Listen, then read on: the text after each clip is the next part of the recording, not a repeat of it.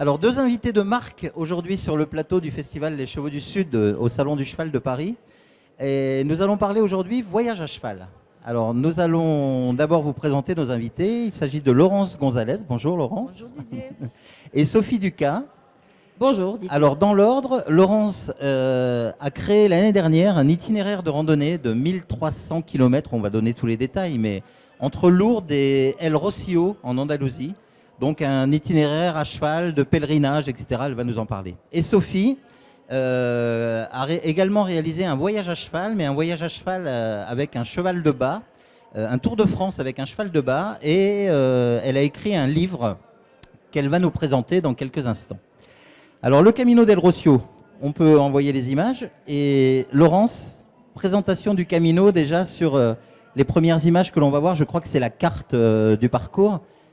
Comment c'est né cette idée? Comment c'est arrivé? Alors, le Camino del Rocío est né d'une rencontre.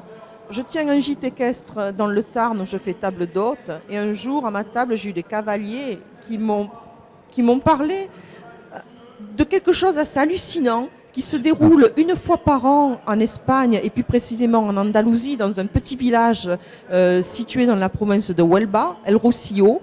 Et il y a le plus grand rassemblement au monde de cavaliers et d'attelages autour d'un pèlerinage dédié à la Vierge, donc la Romeria du Rocío. Voilà. Donc là, on venait de voir effectivement une image du Rocío. Donc ces premières images sur le Camino, là, qu'est-ce qu'on peut en dire? Ça nous raconte quoi? C'est le départ, c'est le... Alors, le Camino, en fait, après cette rencontre, j'ai cherché à faire le Camino en tant que cavalière randonneuse avec des hermandades. Les hermandades, ce sont des confréries en Espagne qui descendent au Rocío, mais aucune d'elles ne fait le trajet à cheval pour la simple et bonne raison que les Espagnols ne sont pas des randonneurs. Donc, vu qu'il n'y avait pas de trajet possible à cheval, j'ai décidé de faire cet itinéraire en partant de Lourdes, qui est un lieu dédié à la Vierge, puisque la Romeria du Rocío est un pèlerinage dédié à la Vierge, donc relié de Ville-Mariale. Alors, effectivement, c'est avant tout un pèlerinage. Et donc, en Espagne, en Andalousie, c'est un pèlerinage incontournable. Ça veut dire que les gens viennent de toute l'Andalousie pour ce rendez-vous qui a lieu une fois par an. Et pas tout à fait, Didier. Les gens viennent de toute l'Espagne. Il y a une majorité d'Andalous, mais il y a des hermandades dans toute l'Espagne. Il y en a dans le nord de l'Espagne, Pampelune, Madrid, Tolède, Barcelone. Et il y a même une hermandade qui se trouve en Belgique, à Bruxelles. Voilà. Aujourd'hui, en 2015, il y avait 113 hermandades. Et chaque année, il y a de nouvelles hermandades qui se créent. Alors, il y a certaines hermandades qui sont toutes petites, mais il y a des hermandades, par exemple, l'hermandade de Huelva arrive avec 3000 cavaliers. Imaginez ce que c'est, 3000 cavaliers qui rentrent dans un petit village où il y a 300 habitants durant l'année. Et ils ont autant d'attelages et tout un tas de pèlerins qui suivent à pied. C'est un truc de fou. Et tout le monde chante, tout le monde danse, c'est vraiment la fête. Alors, jusqu'à maintenant, il y a des Français qui ont déjà participé à ce pèlerinage, à cette manifestation, mais en général, ils viennent plutôt vers l'arrivée, vers les deux, 3 derniers jours. Toi, tu as décidé de partir de France et de faire 1300 km. Oui. Alors, les quelques Français qu'il y a, parce qu'en fait, la Romeria du Rocío est peu connue en France. Et les quelques Français qui connaissent cet événement descendent en voiture ou en avion et participent en général à pied. Donc, c'est la première fois qu'un groupe part d'aussi loin pour se rendre à la Romeria du Rocío. Voilà. Et donc, au-delà, je dirais, de cet aspect festif que nous avons voulu faire, nous avons en plus ouvert un nouveau grand itinéraire équestre. Mais qui ne veut pas être limité uniquement aux cavaliers, puisque il y a 1300 km de chemins, de pistes et de sentiers, et qui sont accessibles à pied, à VTT ou à pied avec un âne. C'est ça, en fait, il existait le chemin de Saint-Jacques, maintenant il existe le chemin Lourdes-El Rocío. Oui, nous avons un deuxième grand chemin de pèlerinage et un deuxième grand itinéraire équestre. Alors moi, j'ai quand même envie de savoir comment ça fonctionne tout ça, parce que ça veut dire que tu es cavalière, tu travailles dans le milieu de la randonnée équestre, Et un matin, tu t'es réveillé en te disant, je vais faire 1300 km avec des copains et on va aller au Rossio. Non, au départ, j'ai pas créé l'itinéraire pour le faire avec des copains. Au départ, j'ai créé l'itinéraire parce qu'il y avait un manque et que j'avais envie d'aller au Rossio. Et puis petit à petit, au fil des jours, en traçant mon itinéraire, en essayant de le faire le plus direct possible, en recherchant les étapes équestres, etc. Je me suis dit mais c'est stupide vivre ça toute seule. Il faut le faire partager. Et j'ai lancé l'idée sur Facebook, ne sachant pas trop s'il y a des gens qui allaient être intéressés pour vivre une telle aventure, parce que 1300 km, c'est pas évident à cheval, il faut avoir les montures, il faut avoir le temps, voilà. J'ai lancé l'idée et puis il y a un groupe de cavaliers et de cavalières qui ont été intéressés, de tout âge. On me dit en général ce sont des retraités, il faut avoir le temps. Non, il y avait des gens jeunes, il y avait des gens qui avaient 30 ans, il y en avait qui avaient 40, il y en avait qui avaient 50, il y avait la plus âgée, je crois, avait 65 ou 66 ans. Voilà. Et dans quel état d'esprit il faut être pour faire ce chemin avec vous? Avoir envie de le faire, avoir envie d'aller à la rencontre des gens et le faire avec un esprit pèlerin. Nous ne dormons pas tous les jours dans des 4 étoiles, les hébergements sont très variés, ça va de la chambre d'hôte, ça va à l'auberge de pèlerin, l'auberge de jeunesse, le camping, le bivouac. Donc il faut pouvoir s'adapter et je dirais vivre ces instants magiques dans la nature et ces instants magiques de rencontre avec les villageois, avec les autres cavaliers, parce que presque à chaque étape, nous avons des cavaliers français et espagnols qui nous accompagnent. Voilà, il faut vivre intensément ces moments présents. Voilà. Alors ça, c'est l'état d'esprit, c'est le projet. On s'est rencontrés pour la première fois en janvier l'année dernière à Avignon, lors de Cheval Passion, où effectivement, à l'époque, c'était un projet que tu étais en train de monter. Depuis, le pèlerinage, le chemin d'El Rossio a eu lieu. Tu es venu nous le présenter cet été sur le festival au Sainte-Marie-de-la-Mer. Et à chaque fois qu'on en parle, tu nous parles toujours de l'esprit du chemin, du plaisir d'avoir fait tout ça. On a l'impression que c'est d'une simplicité et que 1300 km à cheval, c'est rien pour toi, quoi. Ça passe très, très vite. On se dit au départ 2 mois à cheval, 30 km par jour, il va falloir braver peut-être le vent, la neige, la pluie, etc. Mais en fait, une fois qu'on y est, on se rend compte que c'est pas si dur que ça. Le plus dur pour les organismes, et là il ne faut pas se leurrer, c'est la première semaine. Parce qu'en général, on sort d'un long hiver, les chevaux ne sont pas forcément bien entraînés, nous non plus. Et la première semaine, c'est une semaine souvent où on a quelques courbatures. Mais j'irai dès le 5e jour, ça y est, tout le monde a pris le rythme, les chevaux, les cavaliers, et on est dans le plaisir. Ça y est, on est parti. Même déjà, dès le 2e jour, on est parti, on n'a plus envie de faire demi-tour. Faut pas oublier que la première semaine aussi, c'est le passage des Pyrénées quand même. Oui, le passage des Pyrénées, c'est un passage haut en couleur. Déjà, c'est très symbolique parce qu'il va falloir passer les Pyrénées, passer une frontière. C'est peut-être un des passages les plus durs, pas tellement par le dénivelé, mais parce qu'on le passe à un moment qui est tôt dans la saison, avec l'impératif d'être au Rossio pour Pentecôte.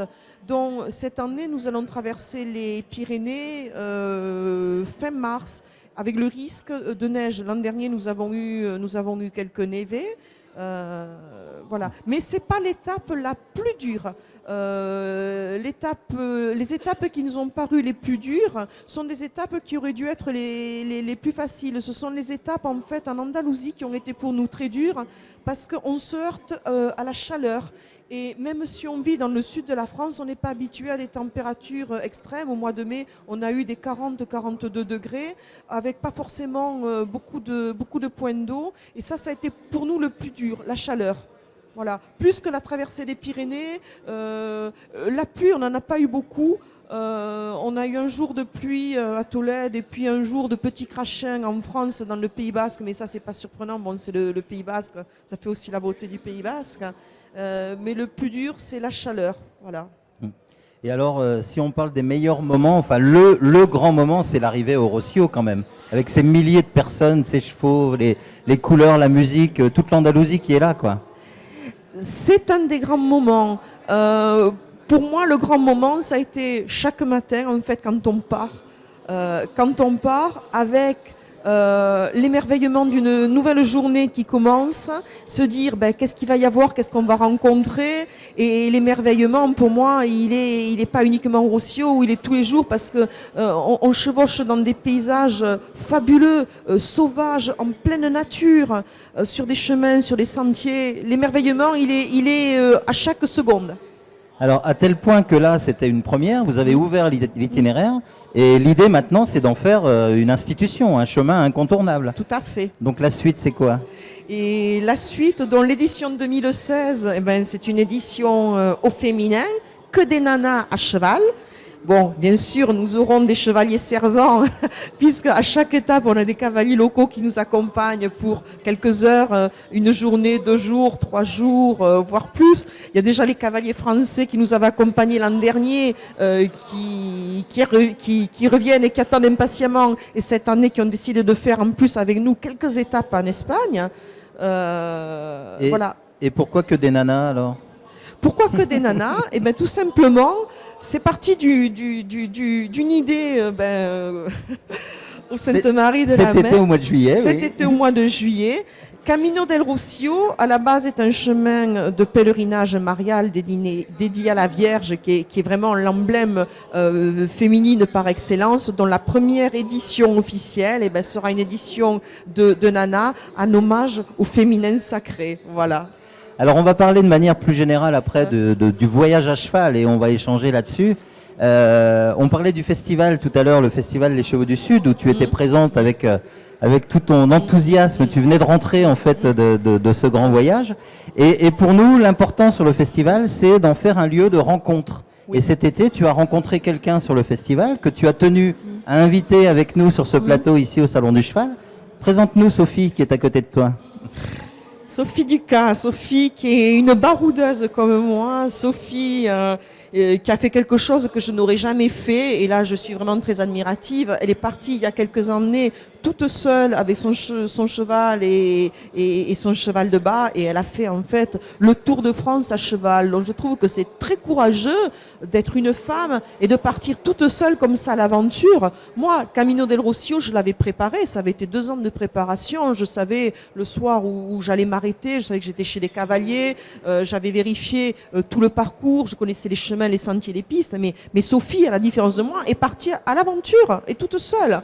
Donc là, vraiment, je dis chapeau, c'est très très courageux de sa part. Voilà. Alors, ce sont 2 modes de voyage différents, en effet. Moi, j'admire aussi ce que tu as fait, Laurence, parce que c'est fabuleux d'associer des personnes qui ne seraient pas forcément parties longtemps et de les avoir emmenées avec toi sur ton projet. Ça, bravo. J'espère bien t'amener avec moi cette année, Sophie. J'espère que tu feras partie des cavalières du Camino. J'y tiens tout particulièrement. Écoute, j'y réfléchis. La réponse viendra ultérieurement en fonction de mon organisation possible. Pour l'instant, elle remplit les critères de sélection. C'est une nana. Ouais. Donc, a priori, c'est déjà un premier point. Donc Sophie, ce voyage, effectivement, ça a été aussi 1000 et quelques kilomètres avec... Non, le Tour de France, c'était 4000 kilomètres. 4000 kilomètres, pardon. 1000 kilomètres, c'était le 2e voyage que j'ai fait au printemps dernier, voilà. avec trois chevaux. Donc 4000 kilomètres avec un cheval de bas, avec le fameux tête de mule, avec Bouboule en fait, qu'on appelle aussi tête de mule. Et ce voyage qui a été raconté dans un livre que tu as écrit quelques temps après, je crois. Oui. Alors pourquoi avoir attendu aussi longtemps déjà entre le voyage et l'écriture du livre? Alors, tout d'abord, pour parler du voyage, ce voyage a été fait donc avec un cheval de bas, un potioc fabuleux, que j'ai nommé Bouboule. Et ce personnage, puisque c'était mon compagnon de route, m'a donné envie d'écrire en son nom. Ce livre a été écrit, signé par mes soins, mais l'histoire est vraiment racontée par un cheval. Il m'a été dicté par ce cheval-là. D'accord. Effectivement, dans le livre, c'est lui qui raconte, quoi. C'est lui qui raconte son voyage et qui raconte ses aventures avec la brunette, la petite brune, la brunette. Voilà. La brunette, c'est moi. Donc voilà. Donc l'idée d'écrire en se mettant à la place du cheval, c'est un exercice de style qui est compliqué ou ça vient comme ça? Non, ça n'est pas compliqué. Enfin, en l'occurrence là, ça n'a pas été compliqué puisque le cheval de bas était tellement expressif que très rapidement j'ai pris les notes du voyage en imaginant que c'était lui qui racontait l'histoire. Donc après ça a coulé de source. Donc pour répondre à la première question de tout à l'heure, le manuscrit a été écrit dans l'hiver qui a suivi le voyage. Par contre, il a trouvé un éditeur beaucoup plus tard dans le temps. D'accord, donc il a été écrit tout de suite. Tout de suite. Alors, le Bouboule, en fait, puisque c'est comme ça qu'il s'appelle, quand on lit son histoire et quand on lit votre histoire, il a un peu une vie qui lui est propre aussi. Il y a des moments où il en fait un peu qu'à sa tête quand même, non? Bouboule, c'est un cheval de bas par excellence parce qu'il est très grégaire. Et parce qu'il est très grégaire, il est toujours lâché. Et comme il est toujours lâché, il mène sa vie à côté du groupe. Quand il n'a pas envie, il le manifeste. Et quand il a envie, c'est un amour. Mais parfois, il est difficile. C'est pour ça que le livre a pris le titre Tête de mule, ce qui n'est pas péjoratif du tout. C'est que le caractère du cheval, le caractère bien trempé de ce cheval m'a fait l'appeler parfois, par moments, en période de crise, on va dire, de crise de couple avec lui. T'es une tête de mule, Bouboule. Ouais.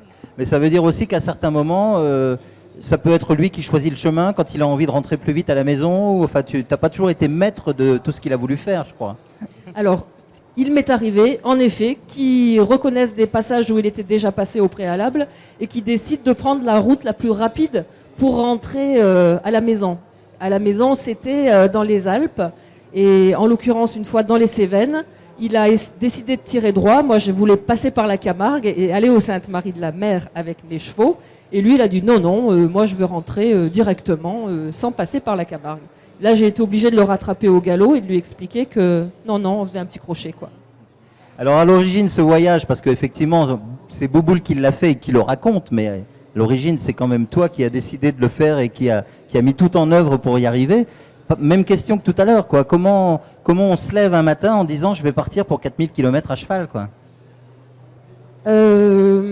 C'est un livre qui m'est tombé dans les mains quand j'avais 20 ans, qui est le livre de Jean-François Ballereau qui s'appelle Mon rêve à cheval, où Jean-François Ballereau racontait son Tour de France à cheval.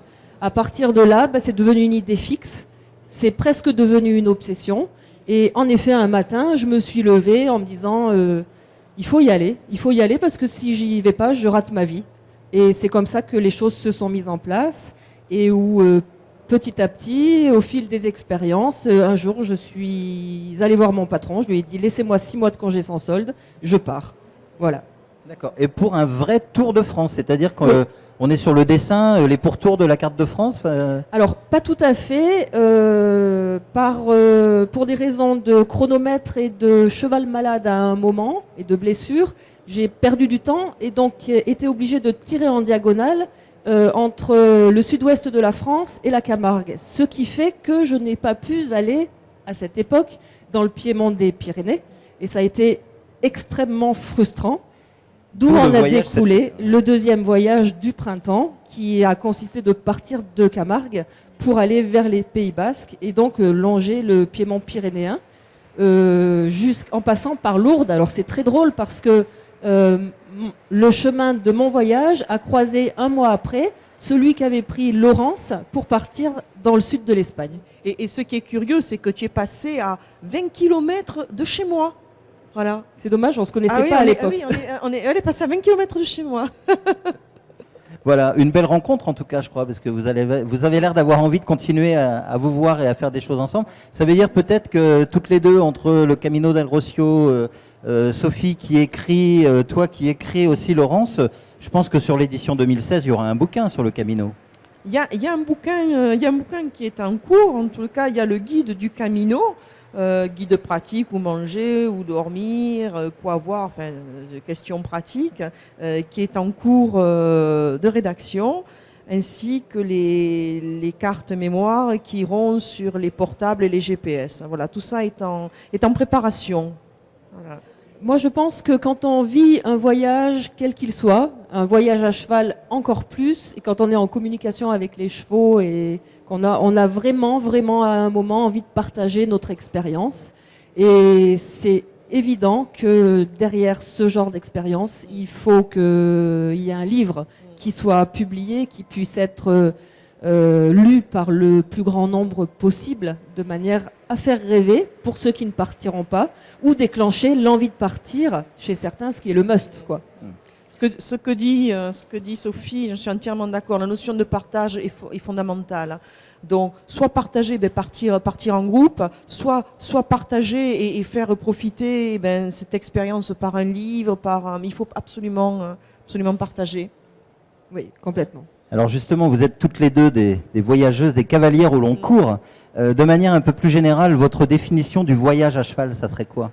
En termes d'émotions, de ressentis, de vécu, même en dehors de ce que vous avez fait récemment, de manière générale. Parcourir la planète à cheval, c'est quoi? Ne pas savoir de quoi sera fait demain et s'en réjouir, parce que quoi que réserve la vie, c'est fabuleux.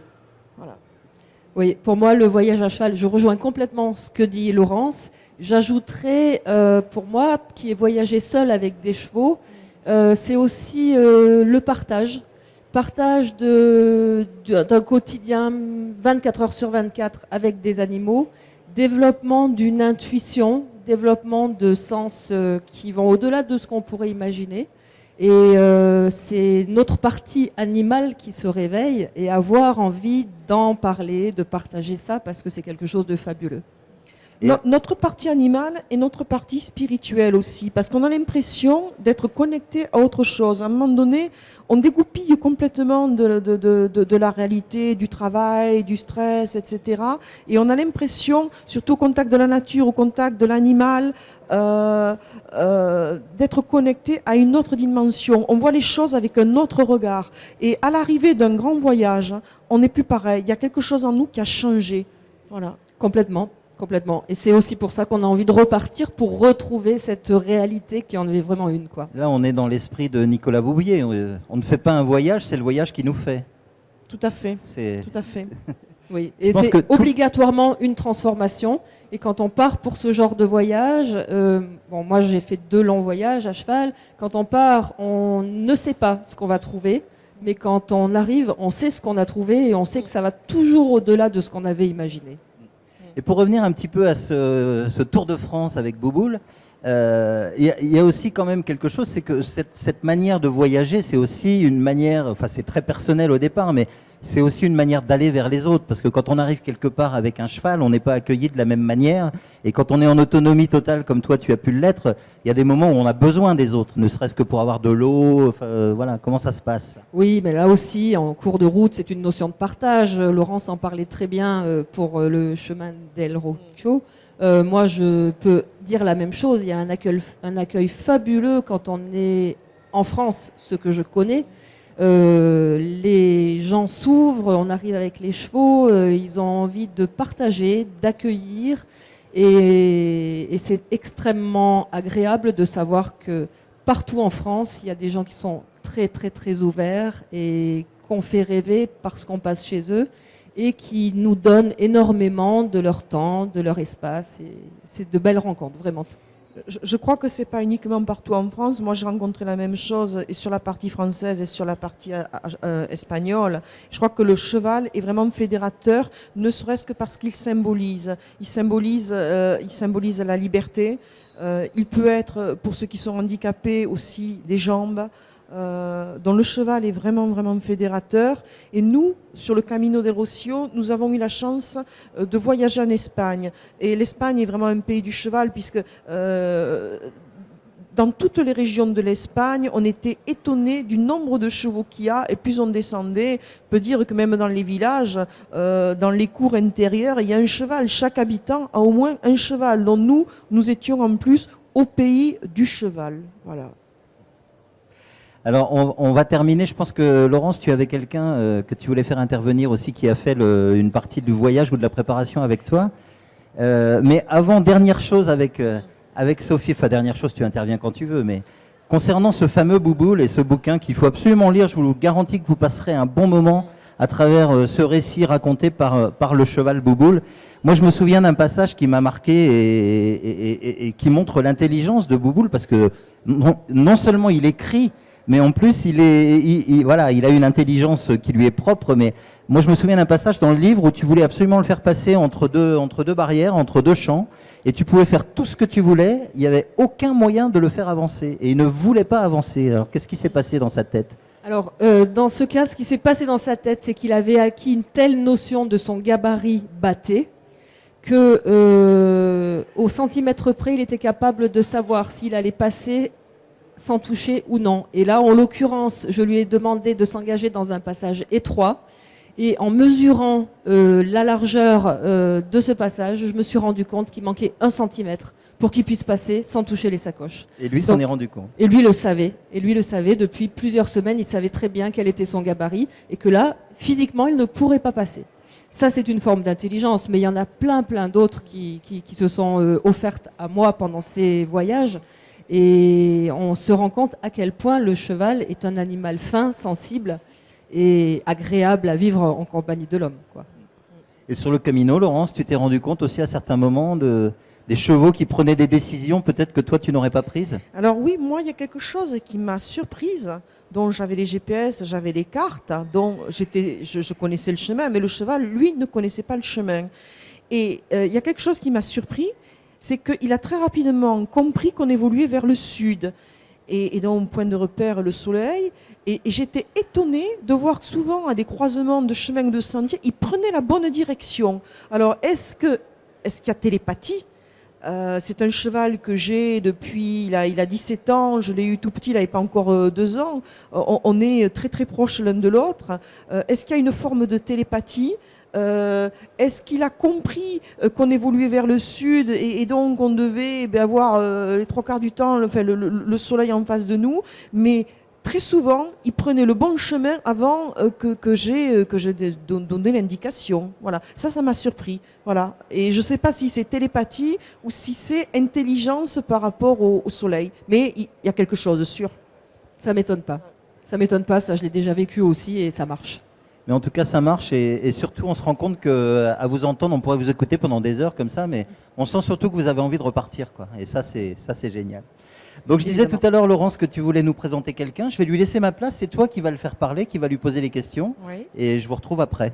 Claude Laurent, qui est le président de l'association Le 65 à cheval, et cette année qui nous aidera sur la partie assistance. Qu'est-ce qui a motivé ce choix, Claude? Qu'est-ce qui t'a donné envie de faire ce voyage avec nous? Toi qui es cavalier, toi qui es randonneur. Eh bien, la première édition, déjà, le fait que l'association Le 65 à cheval et le CRTE de Midi-Pyrénées ont soutenu le Camino et avaient envie de les porter à bras le corps. Et puis donc, quelques cavaliers de l'association ont décidé de faire les premiers pas du Camino avec vous. Et puis la première journée, s'est trouvé qu'en fin de journée, le véhicule intendant s'est tombé en panne. Voilà. Donc à ce moment-là, je me suis proposé pour dépanner le groupe, les assister et leur permettre de continuer à avancer. Voilà. Donc ça a été notre première rencontre et forcément de rencontrer des gens qui partaient pour un périple, chose que moi aussi j'adore, que je voudrais faire. Mais voilà, donc là j'ai été pris dans l'engrenage de l'assistance, de vouloir aider, du partage du cavalier, de l'amour des chevaux. Voilà, tout simplement. Claude, en fait, était venu juste nous soutenir lors de la première journée en assistant à la bénédiction des chevaux et des cavaliers, puisqu'on démarre à Lourdes avec la bénédiction des chevaux et des cavaliers. Et il pensait en réalité passer qu'une journée avec nous, venir pique-niquer avec nous et puis repartir tranquillement chez lui le soir. Mais en fait, la personne qui nous conduisait le véhicule assistance a cassé le véhicule assistance et on s'est retrouvé dès le premier jour sans véhicule d'assistance. Et Claude s'est proposé spontanément, a mis son véhicule et a pris 1 semaine, le temps qu'on répare notre véhicule, pour nous aider. Et ça a été extraordinaire parce qu'on lui a rien demandé, il l'a fait spontanément. Et c'est un amour. Quand on arrivait le soir, en plus, il nous avait fait les paddocks, il nous préparait l'apéritif. Et je suis ravie que cette année, on l'ait non pas pour 1 semaine, mais qu'on l'ait pour 2 mois avec nous, parce qu'on va être, mais comme comme des coques en pâte, mesdames. C'est vrai que là, ça me donne envie de venir parce que l'intendance, c'est vraiment le nerf de la guerre. Pour avoir voyagé avec un cheval de bas comme intendance, avoir une intendance roulante et confortable et un intendant attentionné, c'est génial. Et un intendant qui est cavalier randonneur, donc qui sait exactement ce que nous sur le terrain on peut vivre, et puis qui va se mettre vraiment à la disposition des chevaux, parce que qu'est-ce que c'est agréable quand on arrive, que le paddock soit fait, que le foin soit mis dans les paddocks, que les seaux soient remplis avec de l'eau, voilà. Donc tout ce dont on a besoin, on n'aura même pas besoin de lui dire, il le sait parce que il partage cette passion du cheval et de la randonnée comme nous depuis très longtemps. Et quoi dire après ça? Je reprends ma place. Merci beaucoup Claude pour ces précisions. Alors si je comprends bien, mesdames, le Camino del Rocio 2016 sera, comme nous disait Laurence tout à l'heure, entre nanas. Mais quelques hommes pour les bichonner, c'est pas mal quand même aussi. Hein. C'est très bien, très bien. Donc si je comprends bien, il n'y aura pas d'hommes à cheval, mais il y aura des hommes pour vous préparer l'intendance, le gîte et le couvert. Si, il y aura quand même quelques hommes à cheval, puisque le principe du Camino, c'est quand même une randonnée festive. C'est à chaque étape que des cavaliers locaux fassent un bout de chemin avec nous. Donc il y aura des cavalières et des cavaliers locaux, français et espagnols. Donc il y aura aussi quand même quelques cavaliers à cheval. Donc moi qui avais envie de le faire, c'est loupé quoi. Bah non. Pour cette année peut-être, mais l'année prochaine, qui sait? On en fera un entre hommes après. Mais je crois que tu viens nous suivre et que tu viens me filmer, non? On verra, on va essayer de monter quelque chose. À travers le festival et la web TV qu'on est en train de monter, on va essayer de faire quelque chose. Bon, donc, si on vous demande à chacune une petite phrase de conclusion sur tout ce que l'on vient d'évoquer, sur ce qui vous passe par la tête, donnez-nous envie de vous suivre dans vos pérégrinations. Et moi déjà j'ai envie de te dire merci, merci de nous inviter, ça c'est voilà. Et puis commencez à préparer vos chevaux, commencez à vous entraîner parce qu'on vous attend, voilà. Sophie, le mot de la fin? Oui, moi je voulais vous remercier, l'équipe du Festival des Chevaux du Sud, d'ouvrir vos portes aux cavaliers au long cours, parce que c'est vrai qu'on n'en parle pas beaucoup. Souvent ce sont des gens un peu bourrus, un peu sauvages, qui n'ont pas forcément envie de communiquer. Mais d'ouvrir les portes, c'est très très sympa, je trouve, parce que ça nous permet de nous exprimer et de raconter quelque chose et d'expliquer des valeurs qui ne sont pas les valeurs classiques de l'équitation, qui sont celles du tourisme équestre et du voyage à cheval. Donc ça, c'est bien. Merci. En tout cas, c'est des valeurs qu'on a envie de faire partager, nous, sur le festival, à travers les réalisateurs, les auteurs, les artistes qui viennent nous rejoindre. Et puis, de toute façon, on se donne rendez-vous en Camargue au mois de juillet pour le récit de la 2e édition de ce Camino. Oui, tout à fait, on sera là. Merci beaucoup. Merci. Merci.